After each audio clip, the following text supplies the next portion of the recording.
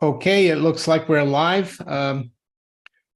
Good evening to all my UK viewers. Good afternoon to all those in the US, and good morning to those in Australia and the Far East. Nice to see everyone here. Thank you, Michael Cleveland, for your super chat, and also Olivier Leroy. He says, let's celebrate this recurring Sunday chat. Yeah, today we're going to have Rafi Farber on. He hasn't been on in a while. Andy, congratulations, Mary and Mrs. Yeah, 30th anniversary tomorrow. We had a nice lunch today. Jillian B says, hi, Mario and Rudy. Rudy's outside. Well, he's out in the other room with my wife right now. He hasn't been too well. He's I think he eats a lot of stuff out in the garden and he's just vomited, but he's okay. Jane DR from North Wales, nice to see you here. Ballet Dance Arabia. Brady Girding, Music Lost Forever. Pablo Pina, hi Pablo Pina. Neil's Han Dynasty. Those of you who are watching this recorded later on, yeah, move about 10 minutes if you want to. Yeah, right now I started a little earlier just to say hello to everyone. Yeah. Cheshire Yeoman, evening Cheshire Yeoman. Andrew Bevan from sunny South Wales. Well, it was a bit sunnier today. It was a bit nicer, and I think going to have a nice week this coming week. Fox Moongaze says, hi, Mario. Thank you, Z Master Wolf.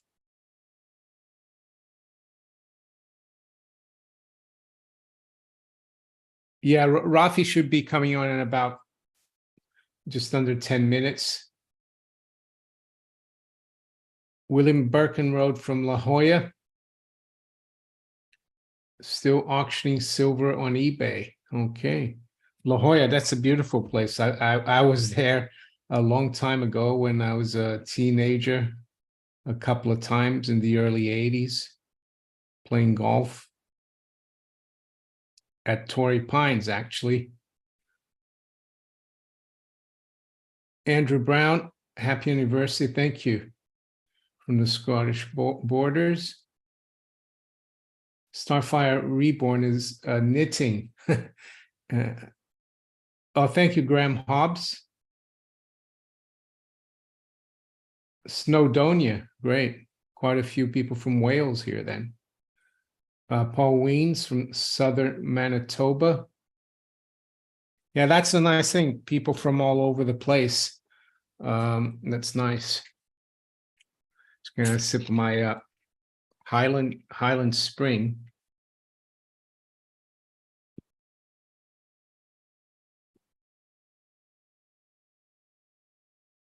Belly Dance Arabia says, I think the floods in China is the Black Swan event. I heard my wife said something about floods in China. I haven't really looked at the news. We'll have to wait and see. It was 30th anniversary, not 39th. Jeff McCarthy from Charleston, South Carolina. Hans Marcus Hoyert from Stockholm. Flooding all over, okay.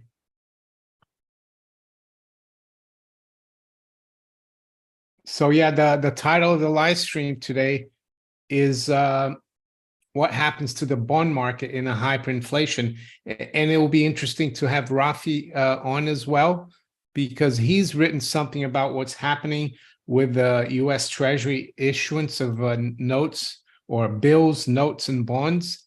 And I found an interesting article about the bond market and what happened to it back in 1923 in Germany. So I think it would be worth talking about it.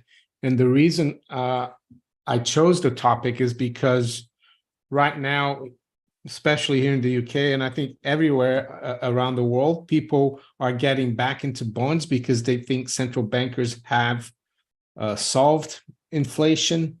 And I think it's a very dangerous thing to do, even though we could face some kind of deflationary crash. But that doesn't mean to say they can't pump up turn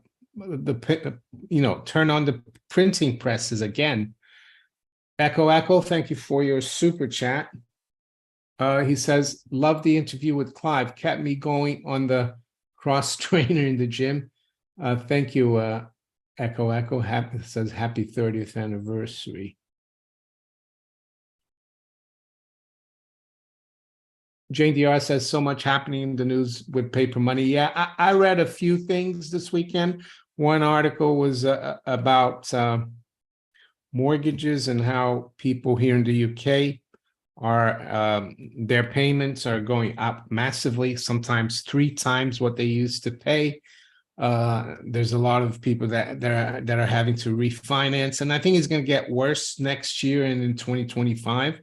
There's going to be a lot of more refinancing when their fixed rate mortgages expire.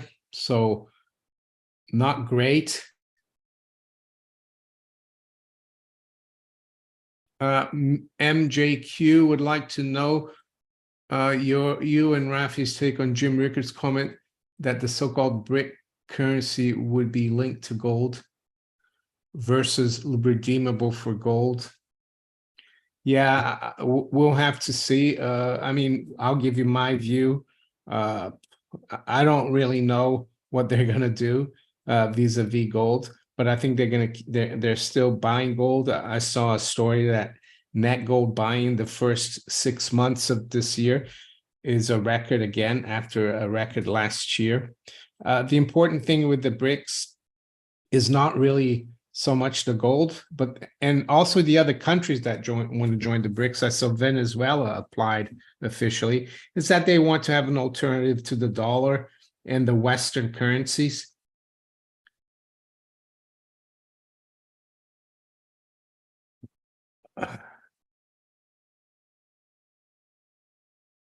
Michael Cleveland said, sipping an iron brew here in the USA.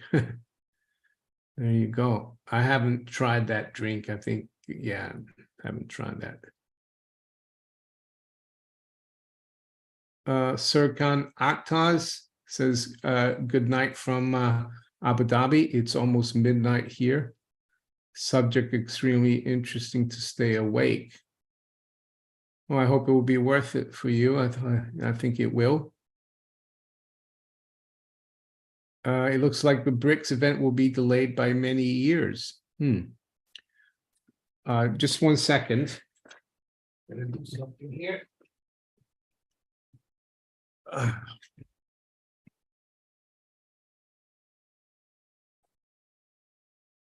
Why are so many mining stocks down a lot while bullion is up compared to 2018, 2019?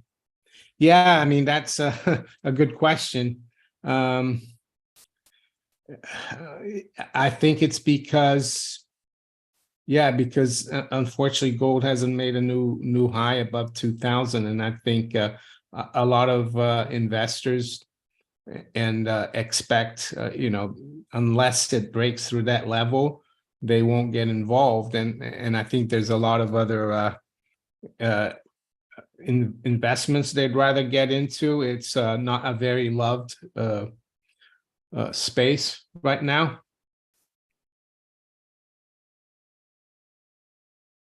Khalifi says he should have invited McLeod to talk about it. Well, I have contacted him a few times, Alistair McLeod. He's never answered back, so that's it.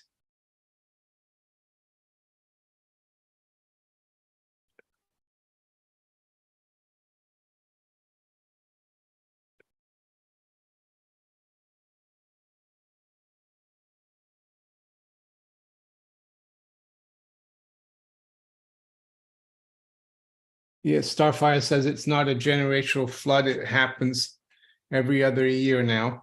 Well, yeah, I think there's a lot of exaggeration in the mainstream press. about any kind of weather, like extreme weather event, and they have been happening forever. And I think a lot of people probably watching here know why. It's because they want to sell this this agenda that something's changing, and I'm not going to go too much into it. David Otten is from Alaska, so cheers to Rudy from Texas.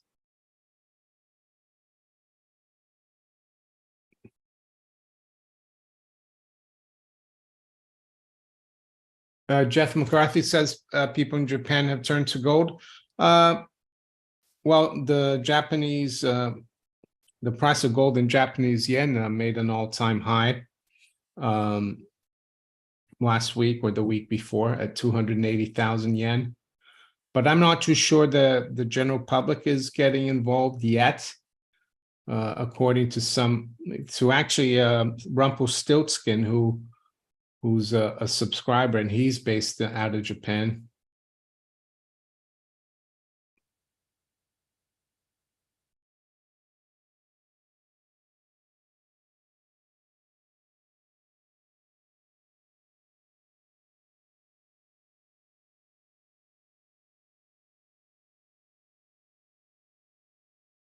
Echoes talks about BBC, the Earth series. Well, I actually think I'm not having a go at you, Echo, but I haven't watched the BBC for almost 10 years. So, and I'm not planning to watch any of the stuff that comes out of the BBC. Hannah says, quick question. Do you think it's okay to buy a British gold sovereign coin that they say is scruffy, cleaned, damaged? Well, unless you're going to buy for the collectors as a collector coin, I wouldn't worry about it as long as it has the gold. So if you're a numismatist, yeah, then it will affect it. But as long as it's the gold coin, it doesn't matter if it's clean or whatever, or even if it's damaged. You might want to negotiate with whoever's selling it to you for a bit lower price.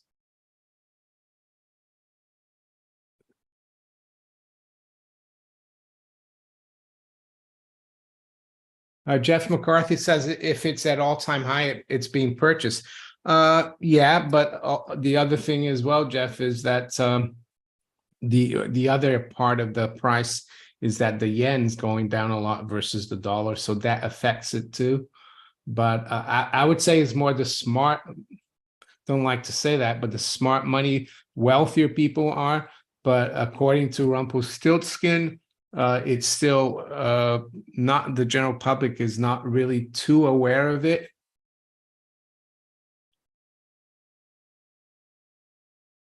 Oh, here we go. Rafi's just showed up. I'm just waiting for him to come on. I think Rafi is back in the good old US of A. He's back in Florida. Yep. Hi, Rafi. Hi, Mario. How you doing? I'm doing well. Yeah. How's Florida treating you? It's a lot different from what I remember, but a lot of it is the same. Yeah. It's still very hot in the summer, I guess. Yeah, very different from the weather I'm used to now, but I remember it. Yeah. Jeff McCarthy, thank you for your super chat. Says keep up the good work. Yeah, Rafi, it's interesting because I saw your latest Endgame investor report, which I recommend everyone to consider subscribing to. I think it's only about $55 a year, right? No, no, 230, I think, something like that. Sorry, 230 a year. That I was thinking about something else, and still good value. You were talking about how the U.S. Treasury might be preparing for a pivot, and it's interesting because I want to talk. I found an article from 2014 about what happened in Germany to the bond market during the hyperinflation. So before we go into the article, maybe you could tell the viewers what you think your theory could be. And I'm surprised you looked at those numbers. I don't really all the data from the Treasury. So if you could tell us about it a little bit. Yeah, hold on. There's a clock dinging here. I think it's almost done. A clock? Yeah, like one of those grandmother clocks. I The can't Weimar. hear it. Okay, well, it's done. This is actually an idea that just occurred to me before I published it. I put this in at the end, but at the beginning, I was like, wait a second, because I know that since June they've been stacking bills, meaning short-term Treasury bills from 1 month maturities all the way to 1 year, and people often mistake higher or like a Fed interest rate hike with immediate effect on the national debt interest payment, but that's not true. Because if the Treasury sells, let's say, a 10-year Treasury note, then the interest rates on the day that it sells it's going to be locked in for 10 years. Right? In the secondary market, it can change, but the Treasury is going to be paying the same rate that it paid at the beginning. So if this is those numbers there are the table from SIFMA, which collates all the debt statistics. So you see here in the bold here, in 2020, that was the all-time high for outstanding Treasury bills. That was when they were printing all that money. The Fed was buying it all, and that it all went into bills. But I don't know how much the bills category can handle. The point is that right now we're back up to right near that all-time high. I think we're 4.5, 4.6 trillion, 4.5 trillion about. And so that's basically the all-time high, just a little bit below it. And if the Treasury is anticipating a pivot, they would probably want to stack the bills category as high as possible, so that they only shift to the notes category, like they would redeem bills and then sell the debt 2 years or 10 years out when interest rates are much lower. Because if they sell a 2-year or 10-year Treasury now, they're going to lock in a rate of 5.4%, right? And I don't know, they can't afford that for very long.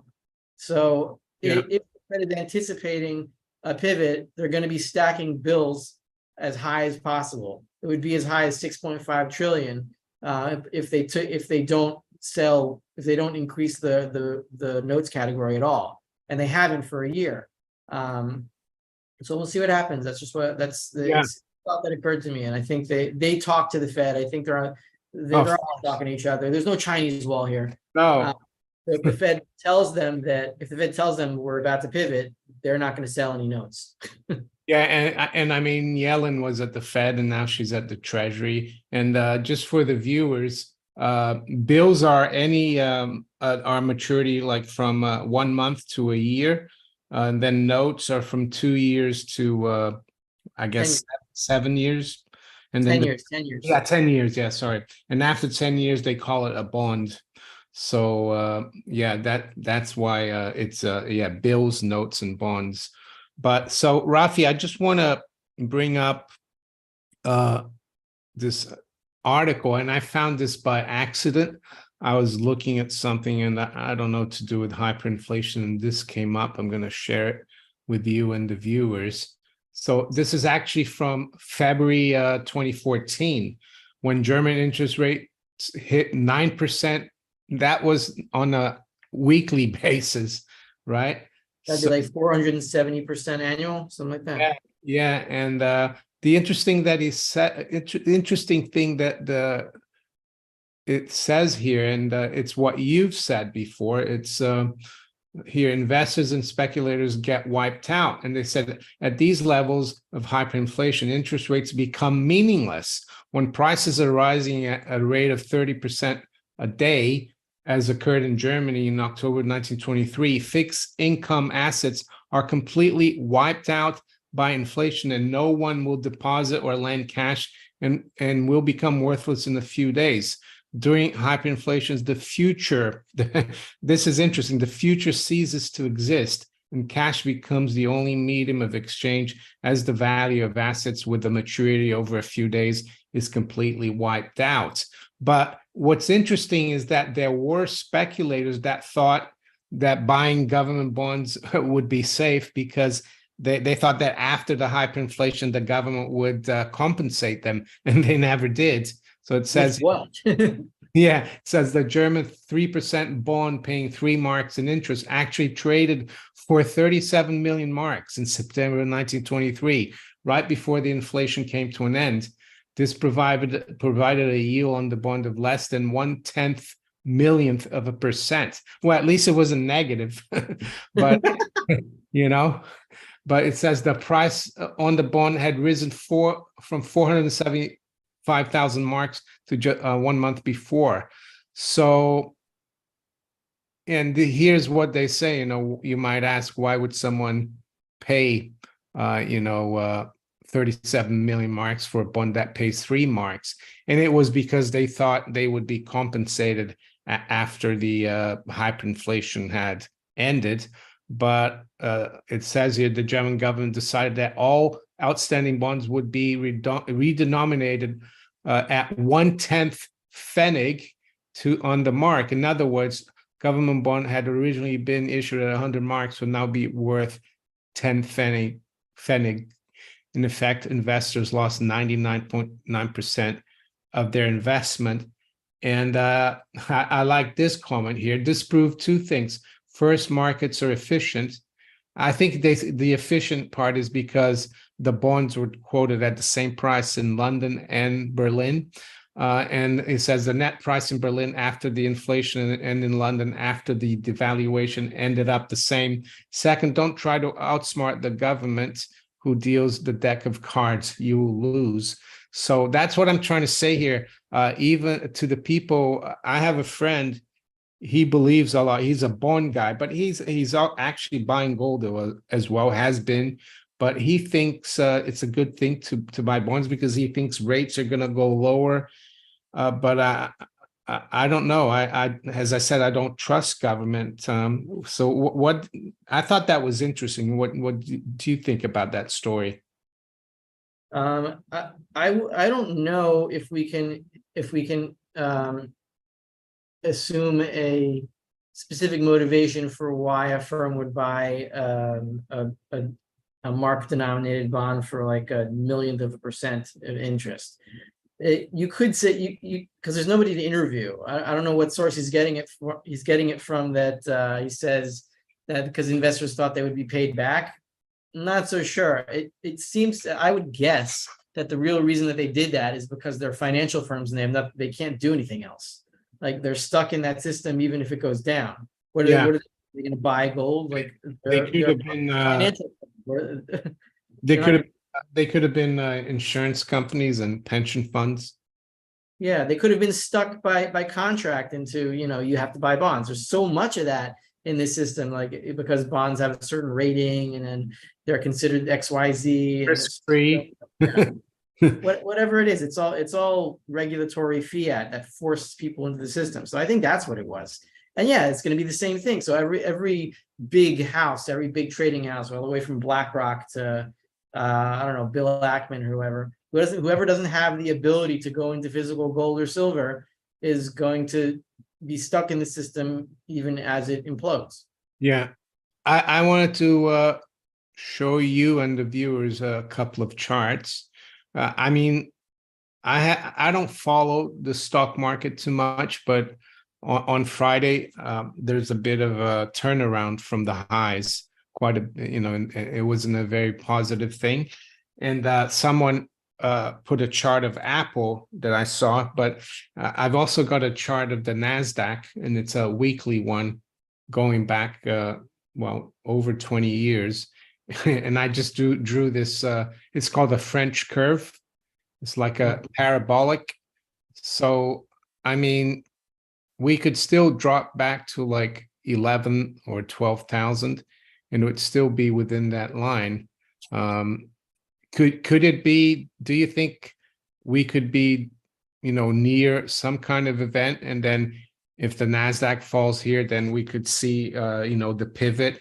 And the only reason I'm talking about this is because of the chart of Apple here that looks pretty doesn't look very good in the short term. I know long term Apple has done very well, as we can see here, but in the Yeah. short term, it looks like we're testing this this high from let's see, January 2022. Mhm. So I do think I think it's close. It could start tomorrow. I've been seeing a lot of I'm not saying it's going to start tomorrow. I'm not predicting that, but I'm saying like we're running on fumes right now. I mean, we've been running on a tank of money that was topped out in 2020, excuse me, in 2021. It's now 2023. It's taken 2 years to eat through this money supply that was left over from the 2021 printing, but nothing has been printed since then. The Fed has been deflating the money supply ever since. The question is, when does that tank run out? And it's got to be soon. It's got to be soon. And once it does, then these bubble stocks, these big names, blue chips, Apple. Well, I haven't heard the term FANG in a long time, but the FANGs, Yeah. they're going to be the first to fall.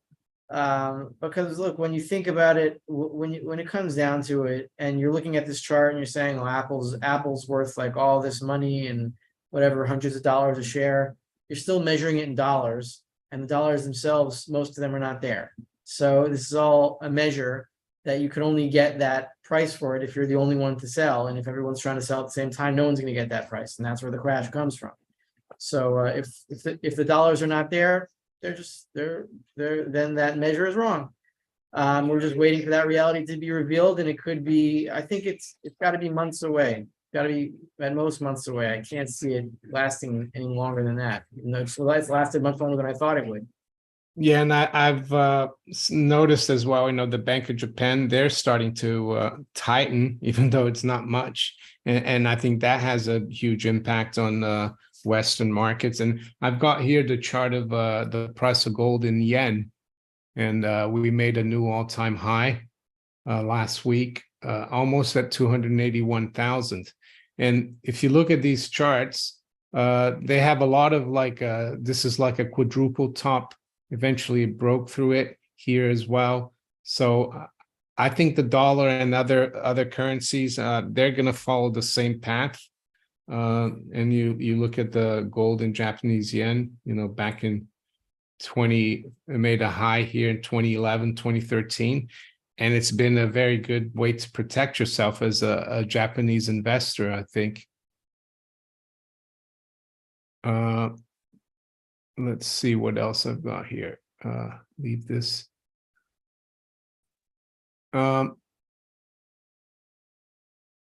Yeah, I know you're not too keen on central banks buying gold, but be as it may, they're continuing to buy gold here. Shift Gold says central bank gold demands in first half of 2023 was the highest on record.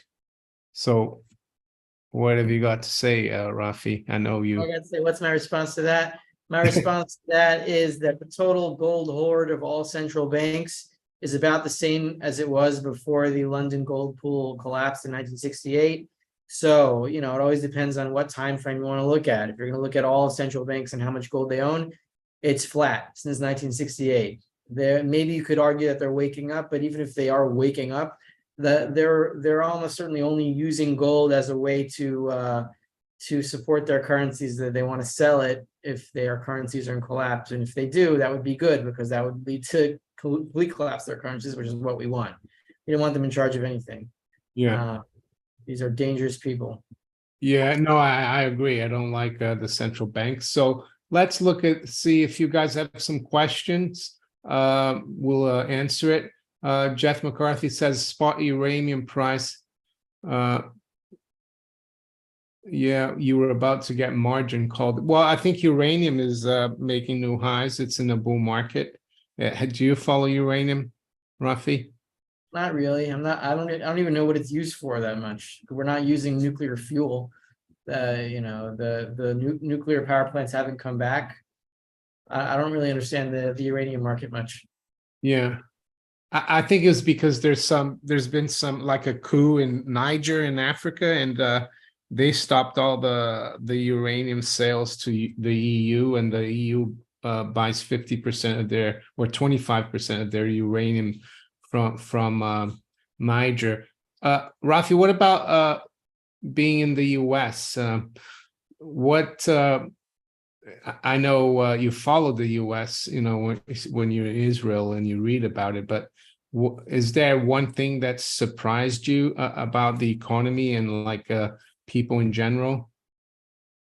One thing that surprised me, I can't speak for the US as a whole. I'm only in one part of it. This is, Yeah, Florida, I guess. Yeah, it's a bubble here. Florida is its own bubble because none of the people here are really conscious. Like they don't really understand what we went through, especially with the whole pandemic and the response to it, because DeSantis was wise enough to save them from most of it. I'm still seeing people walk around here with masks, maybe like 1 or 2% of people, but it's still there. And they're not really aware of the hell that we went through. They read about it, but they didn't experience it.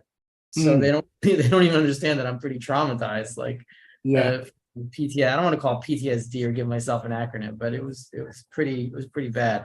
And people here just seem to be pretty much oblivious to what's happening in the rest of the world. They don't really want to talk about Trump or Biden so much.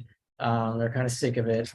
And that's encouraging to me, because if people were really talking about it and really being into it, and really taking sides, as opposed to just seeing this as just a really crazy circus on all sides, then it shows that at least in Florida, there's some level of sanity, even though they might not be aware of the impending doom here. Yeah, no, I agree with that. And someone asked, why is Rafi in Florida? And I'll let you answer, but I'll answer. Rafi grew up, he was born in Florida, and you moved to Israel like 15 years ago? Yeah, just before the financial crisis. Yeah, and your family's still part of, your parents are still there, so you went to visit them. Have you put a little bit of weight in Florida, or maybe it's the angle of the camera? I don't know, maybe I have. My clothes still fit. You're not eating junk. My beard makes my face look fatter. I'm not sure. I have a different camera. It's 10 years old. You're not eating junk food, I hope, too much. Indy, thank you for your super chat. It says, thank you, Mario and Rafi. Niels Han Dynasty says, thank you for your super chat. What does Rafi think about platinum? Any views on platinum? My views on platinum are I wouldn't go more than in the single digits percent, right? Maybe 2 or 3% platinum. But it is an alternative money. It can be used as money, but it's not going to be the main money. I mean, I remember reading, I think in Adam Ferguson's book, that platinum was also confiscated in 1922, 1923, because people tried to use it to preserve value. But it's mostly a catalytic converter metal. Right? Yeah. That's what it's mostly used for. I think like 70 or 80% of the demand is for catalytic converters. So it's cheap, less than $1,000 an ounce. You can buy, 2, 3, 4% and just sit on it. But I wouldn't go beyond that. Gold, you should be much heavier in, because that actually is money. Yeah, someone said, poor Rafi, don't tell him he's put on weight. I'm sorry, Rafi, I didn't want to. Well, my view on platinum, yeah, like Rafi said, I'll give my technical analysis view, because I look at platinum every day because the viewers are interested in the price. And what I noticed, there was a breakout a couple of months ago. It broke out towards 1,100, and now it's come back down below 1,000. So if you are interested in that, but like Rafi said, keep it. I wouldn't buy it as a protection against monetary mayhem. But yeah, 2-3% would probably be good. And right now, it's probably not a bad time to buy it. And this is not financial advice; it's just my opinion. Eric Bartone, could you ask Rafi what he thinks about short-term silver prices? Short-term, my short-term opinions are pretty much as valuable as anyone else's. Maybe a little bit more. I don't want to shortchange myself. But I bought some junk silver recently, a few rolls of dimes, to pay my kids in dimes if they do chores and stuff. Huh.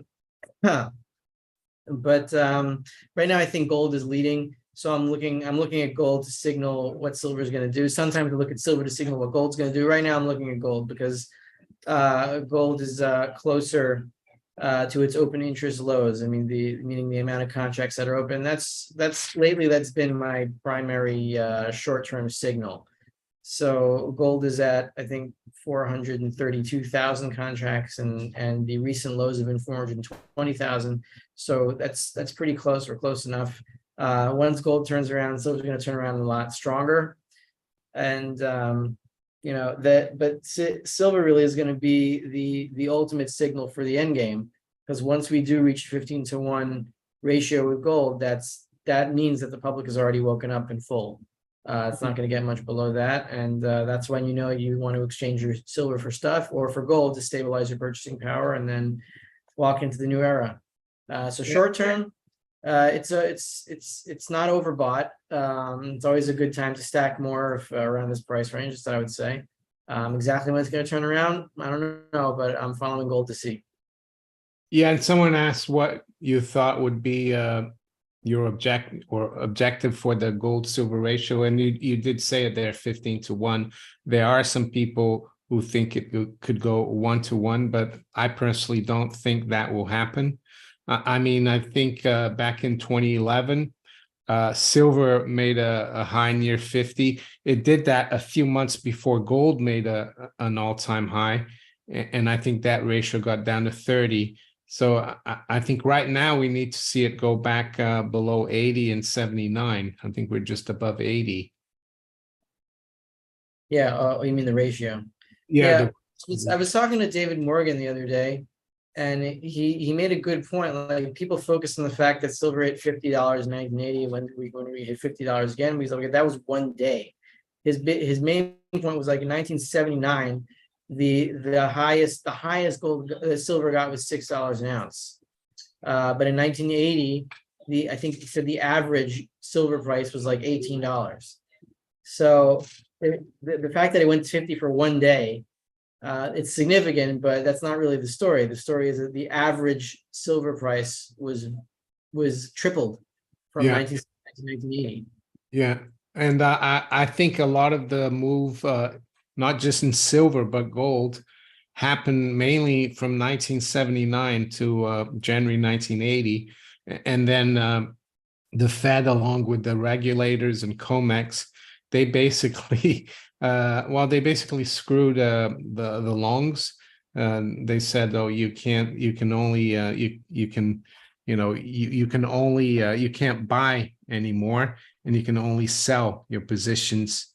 And they changed the rules, and that's why silver came off quite a bit. But be as it may, like the average is interesting, and that's why I think dollar cost averaging and buying, whenever you can, is a good thing. How does that even work when the COMEX says you can't buy, you can only sell? Because when you sell, somebody has to buy. So they're saying that the people buy, you can't initiate new longs. So they did change the rules, and they basically, that's why the Hunt brothers went bust. Someone's asked about copper. Any view on copper? I mean, I've noticed that its high-grade copper is recently traded just around 4, but now it's come back down. Do you think it's going to come back maybe as also a monetary metal? Because it has been. It could come back as a monetary metal. Copper's always been both. Silver's always been sort of both, but mostly a money. And gold has been almost chiefly a money. So the further down you go on that scale, the more industrial the metal becomes, just because the supply is greater. If you could make stuff out of gold instead of copper, people would do it. So I've got a few silver coins here. They're like florins. They're like $half. from Australia and some from England. So they're like a 925, so like sterling. Mhm. Anyway, Rafi, have you seen the news about, because I don't follow too much, like I don't have a TV. I mean, I see a lot of the news through Twitter. Have you heard about the flooding in China? No, I haven't. What's going on? Well, apparently there's a generational flood, someone said, but I think it's more of a I tend to case. not trust the weather reports these days. Yeah, I know. I saw a weatherman in Germany, and he had a map of Germany with the temperatures. The highest temperature was like 31, and you had low of 20.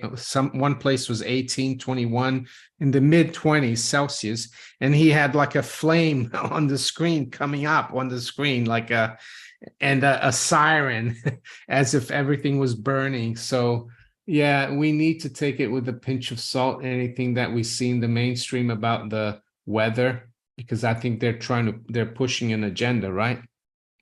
Yeah, well, in Miami, they're also talking about how it's the hottest summer since whatever, blah blah blah. It's like not any hotter than I remember. I remember it being hot. Yeah. It's like it's a swamp, guys. I know, and I remember going to Disney World in 2005. We went in July, which is a bit of a mistake, but it was really hot. It hasn't changed, and that's Orlando. It's further north. So Oh, my 5-year-old actually one of the funniest things she ever said. We were talking about Disney and their policies and the the LGBT leaning that they have. So we asked that her grandparents asked her if she wants to go to Disney or something like that, and she says, "No, I don't want to go to Disney because I don't want to have to be gay." yeah, fortunately, when we went in 2005, no one talked about this kind of stuff. But yeah, I probably, if I had small children, I don't think I'd go to Disney. Let's see. Oh, the other, do you follow these guys here on Twitter, Gold Telegraph? I'm gonna share it. So they're quite good. Yeah. Apparently, it's just come out here. Breaking news: credit card debt in America hits $1 trillion for the first time on record. So it's interesting that Janet Yellen, she came out and said, "Oh, the downgrade is silly. The economy is doing great." But if the economy is doing great, why would people need to use their credit cards, right? Yeah. Mm. Turkish lira has depreciated nearly 50% against gold. Oh yeah, I don't know if you've heard this story. Maybe some of the viewers have heard about it. Some Wells Fargo customer deposits disappear because of a technical issue. And so it's come, yeah, from the Hill. Well, that'll probably be corrected, but in the end game in the reset, there's also going to be a technical issue where everyone's deposits are going to either reset or not be able to buy anything, and it'll be a technical issue. Yeah, they'll call it a technical issue. Yeah. What about what's your take on the downgrade of the U.S. credit rating? Do you think it's just a nothing burger, or I mean, the 10-year yield did rise quite a bit until it dropped on Friday? Well, it's definitely being much more ignored than the so-called Tea Party downgrade. And when was that? 2011 or Yeah. year where the S&P, when S&P downgraded it to AA+, and then they got really yelled at by the Obama administration, and then there was like this punitive action that was taken, and then it seemed pretty banana republic even back then. But now this was a major story, but it wasn't like, it's not like the Biden administration is like yelling at Fitch or something. It seems like they're because back in 2011 they had enough currency, I'm using that term ironically, to yell at the ratings agencies and say, "Oh, we're not that irresponsible. You can't do that to us." And we're gonna sanction you or whatever. But now they're like, they can't really say like you can't do that to us because look how they're behaving. They just so fundamentally, I don't think it matters much. It might matter for some insurance clauses, like the debt has to be rated AAA, and if it's not, then some pension fund or whatever has to trade out of it into something else. Maybe that's true, or maybe they're just going to change their policies because they can't do that to you as debt. Who knows? Michael Cleveland, thank you for your super chat. Indy, thank you for your super chat. Indy asks, do you think metals will be made illegal in the USA? I'll let you answer that first, Rafi. Even if they are made illegal in the USA, then so what? Like, what's that going to do? They, in order to enforce a law like that, they would need to pay enforcement salaries to a whole army of enforcers, whether they're IRS agents or policemen. And there's, if it comes to that, where they have to make a law to make metals illegal, that means the dollar is in enough collapse that they can't hold longer together. So like, what's the point of a law if you don't have enough money to have a lawful society? So if we're already there, then just forget it. Yeah, and I think already the way the paper market trades and has been trading since the gold contract was created on COMEX in 1975 is already a kind of discouragement for the public to hold physical gold. So, and back in the 30s when they had to close the gold, they had Roosevelt did the bank holiday for a week, and he did that because people were taking their gold out of banks. So it was more for the survival of the banks that they banned gold ownership, I think. And nowadays the banks don't hold gold anyway. So I don't think it really matters. I mean, there are some people that are concerned about confiscation. There's one bank that holds gold. Sorry? There's one bank that holds a lot of gold. Which one's that? The Fed. Well, they hold gold certificates. Yeah, okay. Yeah. Yeah, no, you're right. Central banks hold a lot of gold, yeah. And probably JP Morgan as well. Yeah. Yeah. Let's see if you guys have any more questions. Feel free to ask. Banks stole gold. Don't feel like I got enough metals. Hope I got enough time. What do you say about to people? Like this is from Scott 49-140. I think as long as you have some, I think they'll go a long way. Yeah, I wouldn't worry about how much you have, as long as you have enough, and you can get through a year. It shouldn't be that much. But interesting, I was planning on making a video today. I just saw something about Lebanon, a food blog about Lebanon from YouTube, and he goes around to different countries and buys their street food and compares it. So he was saying about how the price of bread in dollars in Lebanon has collapsed from about $1 per loaf to about a penny, right? And why is that? Like how is that possible? When you have hyperinflation, the first commodity that the economy needs is the money commodity. Every other commodity is sold dirt cheap in order to get as much of that other money commodity that they can. So that's what Lebanon's doing now. It's not like they planned this. It's not a conspiracy. It's not like the opposite of price gouging. Like blaming grocery stores for rising prices to consciously take advantage of consumers, or gas stations, blaming gas stations for gouging consumers, during hurricanes.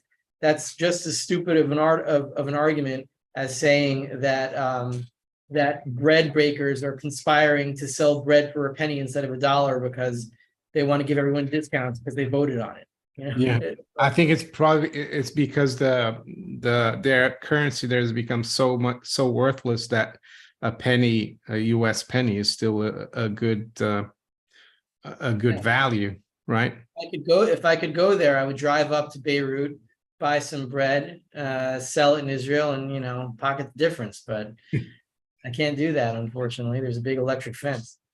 Oh, okay. Or yeah, you could send a drone and they could anyway, they probably shoot it. I was gonna ask something, but I forgot now. Oh no, I saw a comment. What was it? Oh yeah, someone asking how much of all the gold in the world does the public hold? Well, I know that the central banks they hold less than 20% of all the gold that's been mined. I think it's around 17%.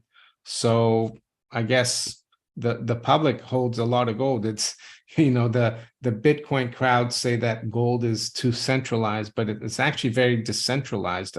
A lot of it is jewelry. And of course, there's investment gold, but there are some people who argue there's a lot more gold than we think. Like, I like Bix Weir, but he goes on about the gold in the Grand Canyon. I think I'm not too sure that that's out there. What's your view on that, Rafi? Well, I just take the simple historical view. The gold supply has risen by about 2% a year. For a very long time. I don't think that's going to start changing, even with gold rushes. I mean, it's not like 2% a year, but it's changing along at a pro rata rate with the population change. Because as population grows, that means we have better technology to extract energy from the ground, whether that's food or industrial commodities or gold. It's all that the more we can dig out of the earth and use, the more population we can support, and that tends to go in line with the gold supply because we mine more as there's more people. So that should continue, and there might be little bumps here and there, but it's not like a gold meteor is going to crash into the planet, or we're going to find like an enormous amount of whatever and it's going to change everything. That's not going to happen.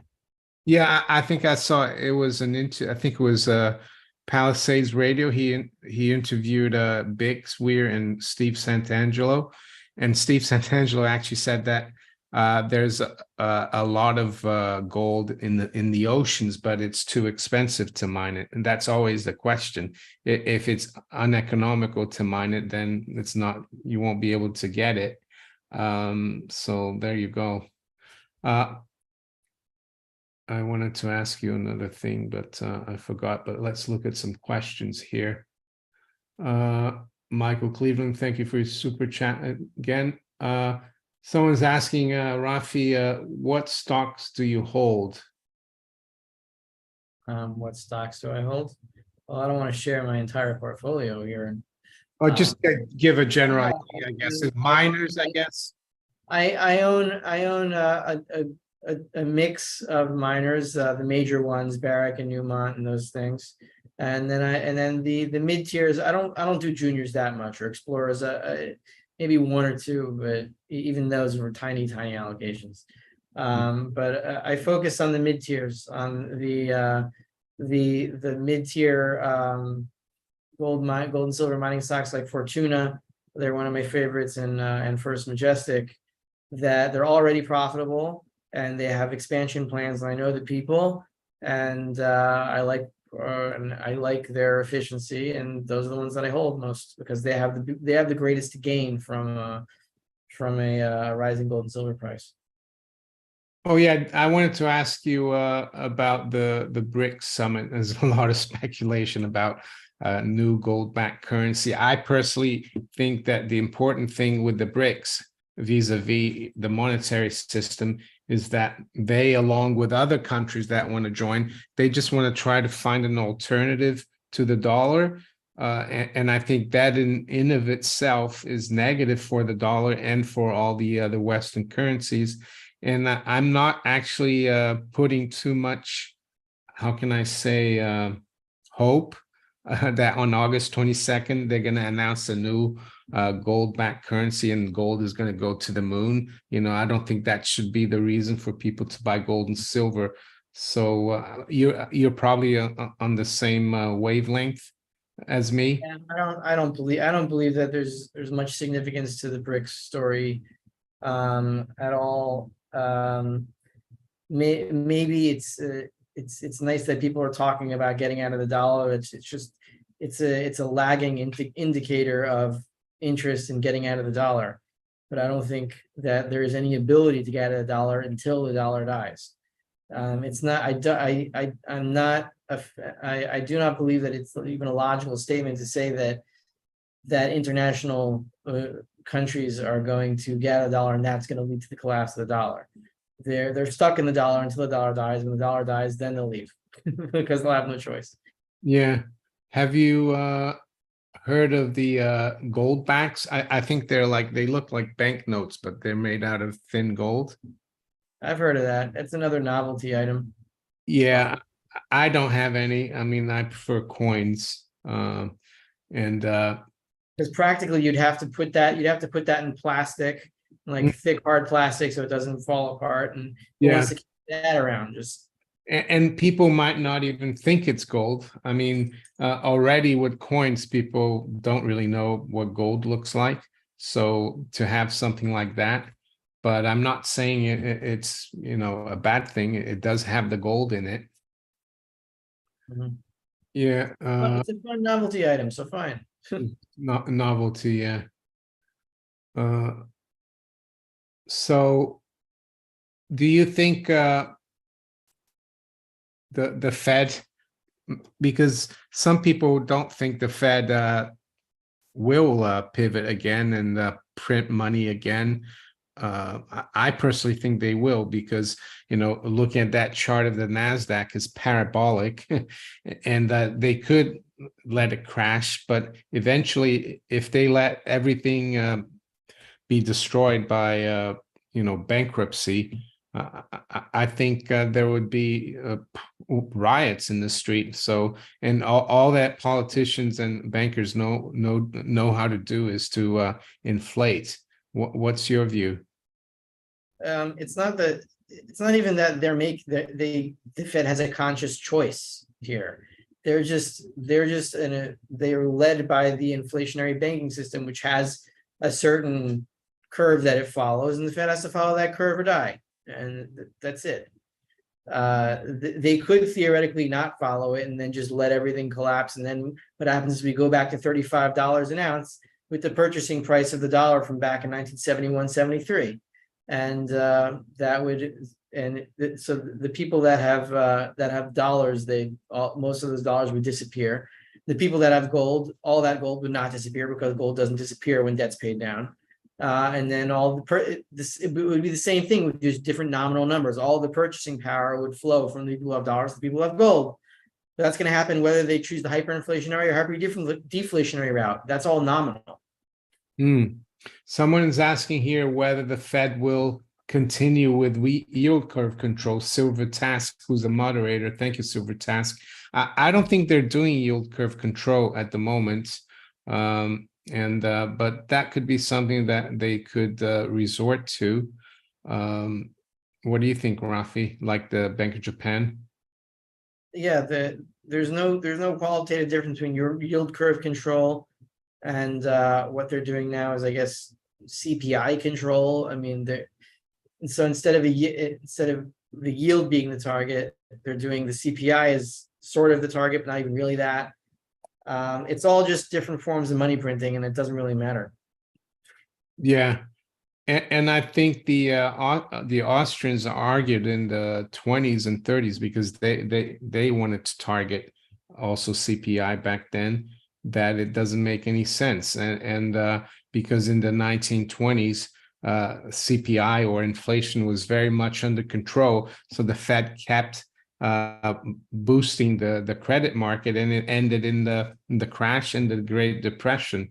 So it's like all these quantitative targets. It's very scientific, and I guess that's why the Austrians don't like it. And the Austrians look more at human action and the consequences of actions. YouTube Christians, thank you for your super chat. During the interview with No BS Guy, you spoke of the metal in coinage existing was worth more than the face value. Was that today's coins? Oh yeah, that's No BS guy is No BS with Birchie is an Australian. Uh, he has like a podcast, and I think we were talking about coins.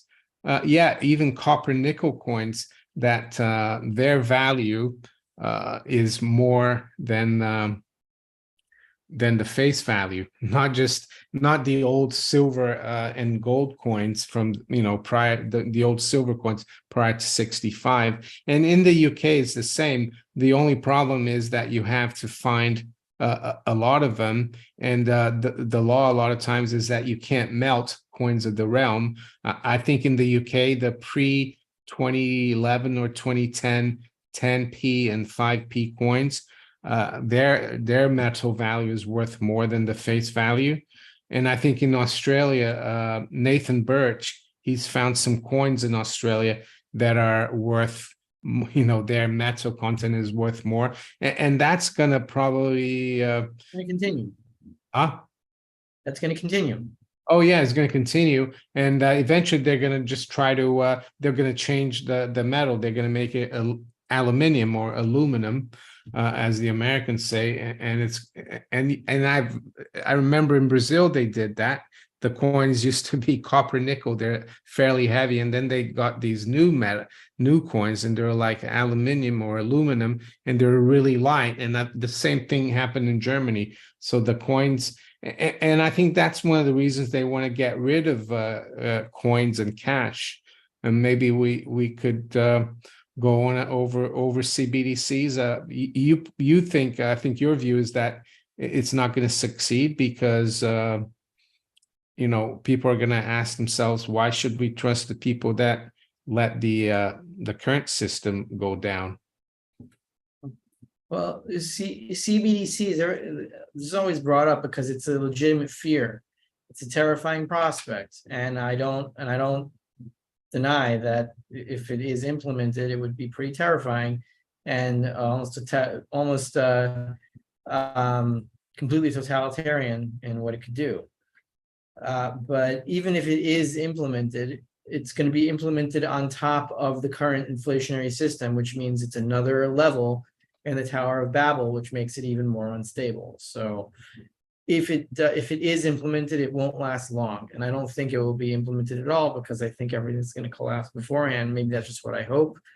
But yeah, it's possible we could live in a CBDC world for a little bit before everything goes. But when everything goes, they can't build another layer on top. When everything goes, there's nothing for them to build on top of. They got to go back to the bottom. And the bottom is gold and silver. It's either that or starve.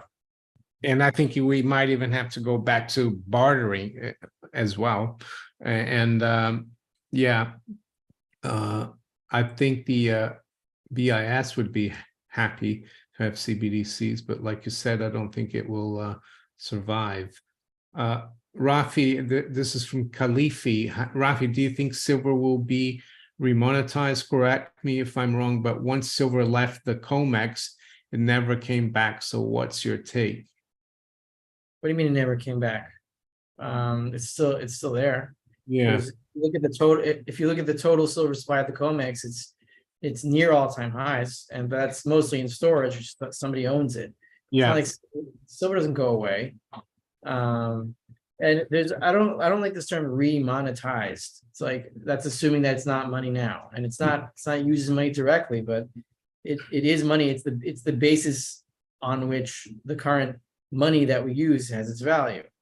Some argue that silver is below gold in the pyramid. Maybe it is, because silver was demonetized in 1873. It wasn't even literally demonetized. It was just cut off from the dollar, but it's still money. It's just not it's hard to describe in words what it is. Yeah. But I think also in 1873, they put a limit on how much you could pay with silver. Like you could pay as much as you wanted if the guy who you owed or said yes, I'll take it, but they could refuse over a certain amount, right? yeah, that was the beginning of monetary dictatorship. Even that subtle little change there, that's a problem.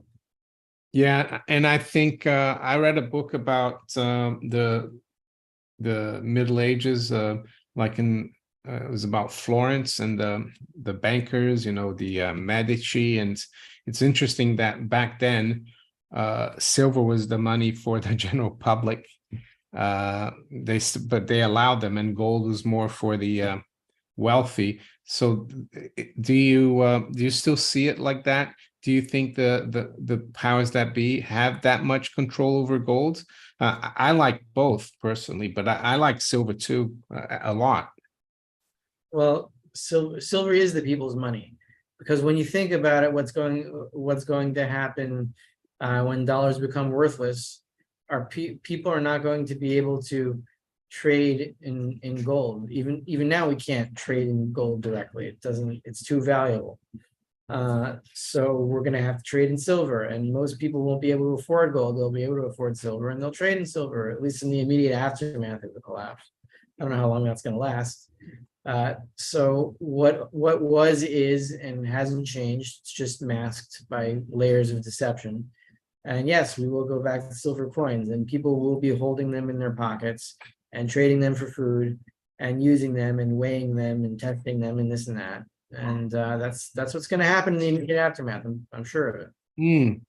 It's interesting because prior to the Civil War in the U.S., there were no legal tender laws. So actually, the Spanish silver dollars alongside U.S. Like silver dollars, they were accepted all the time in the U.S. and even like a European gold coins circulated. So someone, and I'm talking about that because someone asked if you prefer sovereign gold or rounds, sovereign silver or round. Sorry.